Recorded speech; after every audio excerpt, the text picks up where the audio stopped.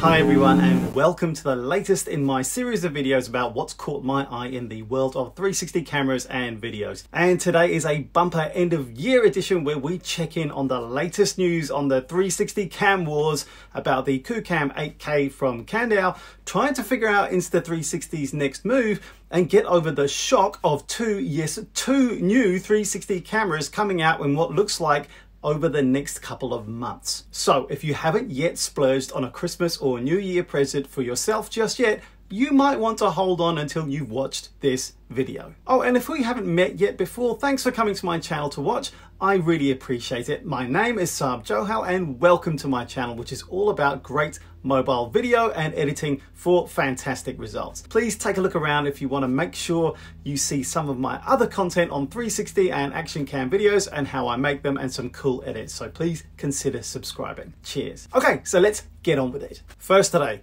well, it's finally here. The Kandao Qoocam 8K has finally started shipping and people all around the world are tracking their packages closer than a kid waiting for Santa right now. And they've started arriving, so expect a deluge of sample video and photos about to hit the internet any second now, as well as complaints about how people won't get the camera before the new year and lots of questions about how the camera actually works. So far, the most solid information has come in this great first impressions of a pre-production unit from our boy Hugh, with some neat sample video photos, and hey, the DNG 8 mode looks mind-blowing. And he's also got other comparisons with other products like the Insta360 One X and GoPro Max, which are already out there too. And as he points out, this is almost another class of camera with the multiple options to be able to take complete control of the camera compared to the more consumer-oriented other cameras in the slightly lower price point. Check out my video up here for some of the Q&A when the camera was first announced,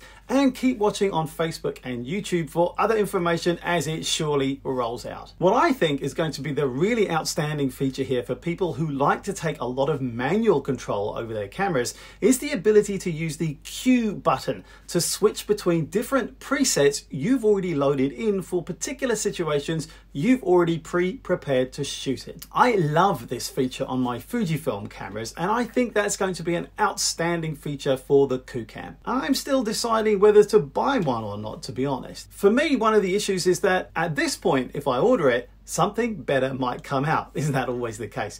Or at least different in that it appeals in different ways. And that brings me on to my next story. What's going on at Insta360 right now? Here's where we have to look for Mick Tye's guidance. He's the only person so far who appears to have any solid-ish information about what people are labeling the Insta360 One X version 2. And what he says from his secret source is that it's going to be their flagship consumer camera. So it's not another Titan or anything like that. It's going to compete probably with the Qoocam 8K with a touchscreen and most likely a separate powerful processor, which means perhaps that you'll be doing your processing in camera too, perhaps using proxy editing on your app. Mick also reckons it has native waterproofing too, which will give it a competitive edge over the Qoocam 8K. What about image quality? Well, we don't know yet. Perhaps it will have a bigger sensor. Mick also reckons that it will not replace the One X and that the Insta360 One X will continue to be developed for, meaning that they definitely see a niche that sits about the $399 price point that the One X has been selling at so far, and also above that too. Although the One X has been on sale for considerably less in various promotions over the last month or so. Perhaps they've got some stock that they want to run down. Mick also thought that they would be announcing the camera in December 2019, so they've still got a few days left. Let's see. Okay, if you're new to 360 camera and video, then some of that information is new to you. But if you're keen followers, so what's new? Here's what's new. And it's quite exciting. Pisofttech have rebranded and are now calling themselves Labpano. Good move, I think.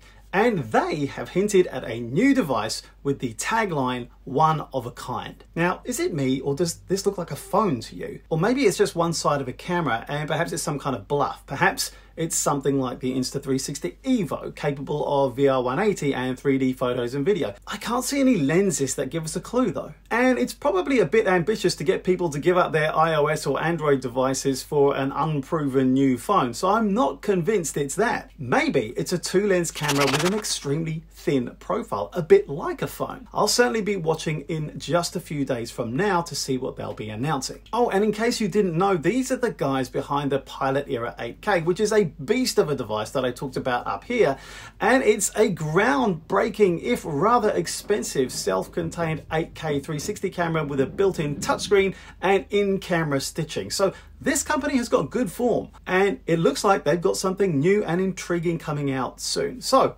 keep watching on December the 24th. And finally, in this edition, we have news from Teche, not sure how you pronounce it. Technology for everyone. Another China-based manufacturer, just like Labpano, Kandao, and Insta360. Chinese manufacturers certainly appear to be dominating innovation in this camera category at the moment. So Teche have also been teasing a new device codenamed Revolution, slated as available to buy in February 2020, which is like in no time at all. Now, this does look like a 2-camera lens form 360 camera at this time, pretty clearly. And Teche have also got good form, but not at this lower price point. Their experience is with cameras like the FiMax 3D, which I talked about in this video. It's a pretty impressive device, but it's also super specialist and expensive at over $5,000 US. So a revolution may well be coming indeed. These are very exciting times. We've already seen Kandao with their offering in the 8K consumer-prosumer segment, and we've also got Insta360 and Labpano due to announce new cameras by the end of December 2019. And Teche saying that they've got a new camera